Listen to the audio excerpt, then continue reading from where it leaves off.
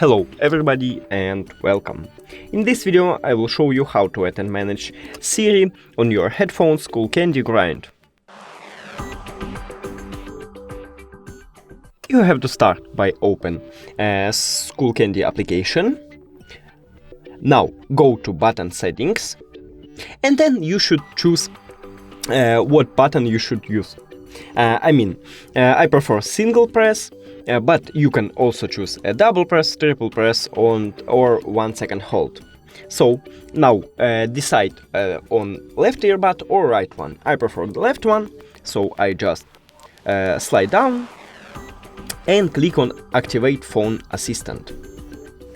Now, if I press one time on my left earbud, I will call a Siri.